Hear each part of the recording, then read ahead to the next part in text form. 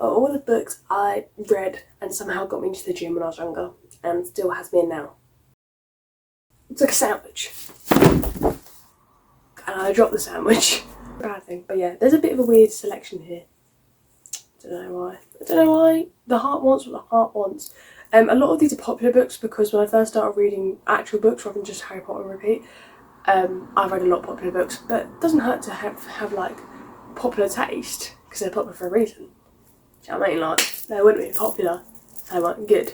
A few were like a bit left field and you're probably thinking, well, what are you thinking? And then you listen to my thinking, you go, clever.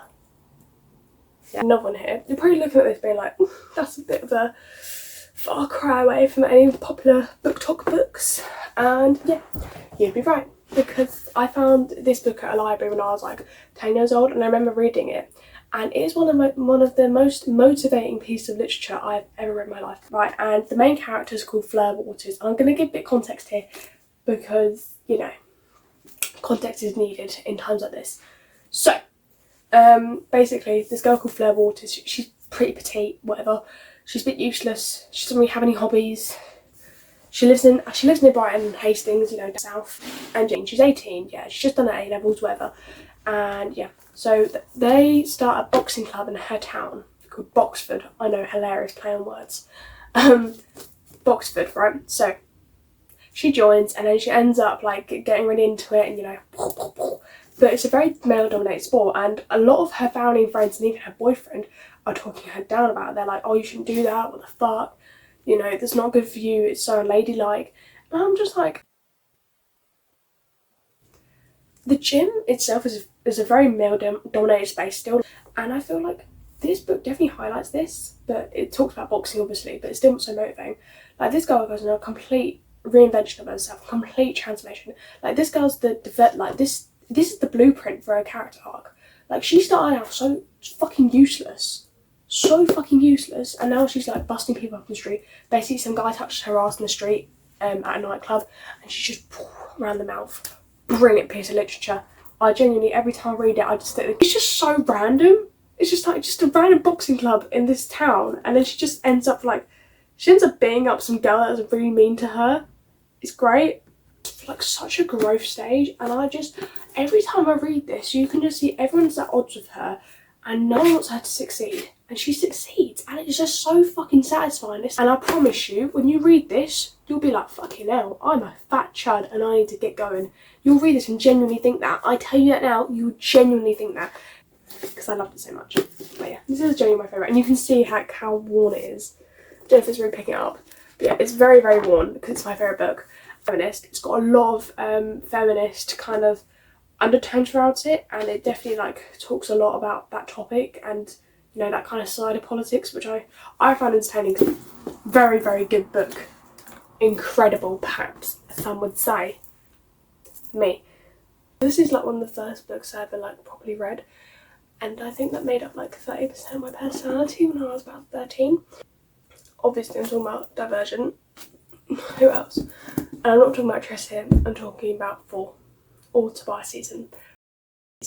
But we're gonna say 4 because it's quicker to say.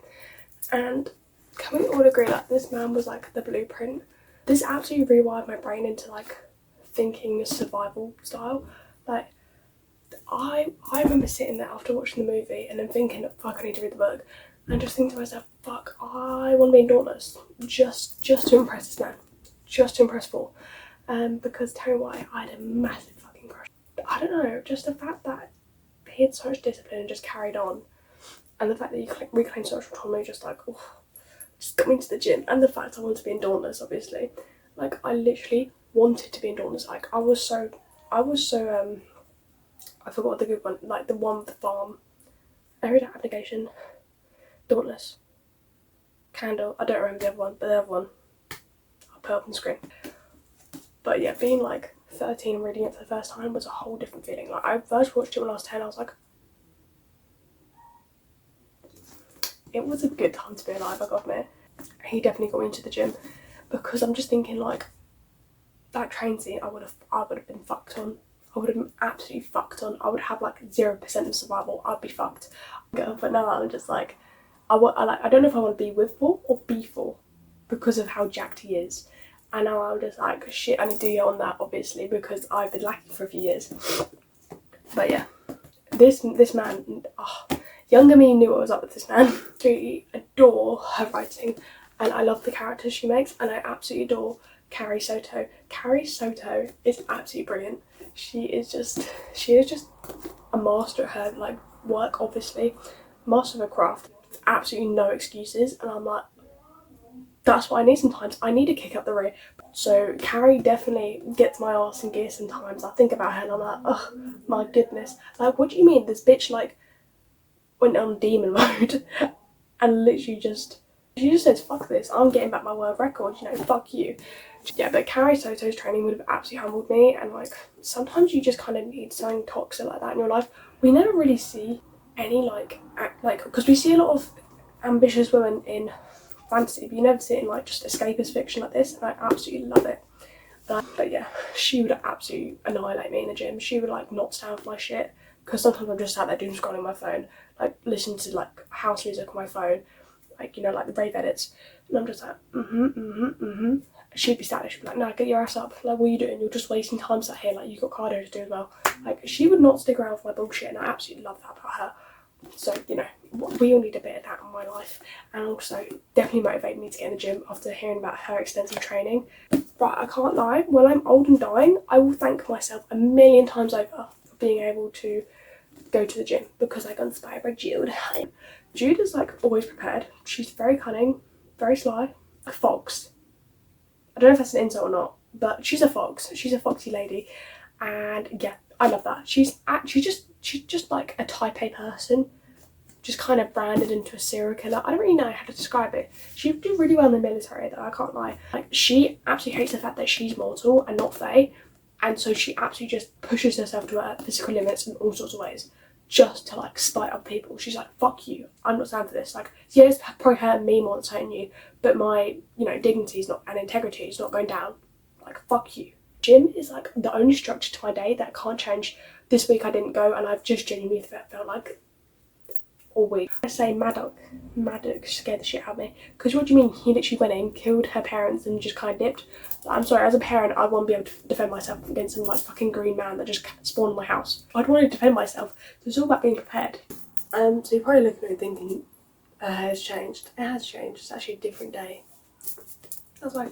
Right, so, okay, my next, like, I can't even, like, I don't know how to, like, explain this, to be honest, but I'm just still going to try. So my year of rest and relaxation, oddly enough, gets me really motivated. It's like, if you haven't read this book, you probably should, because it's really good. Basically, this woman just goes, fuck this, I just want to sleep for a year. Is the main kind of plot. And she goes about getting this sleep in very different ways.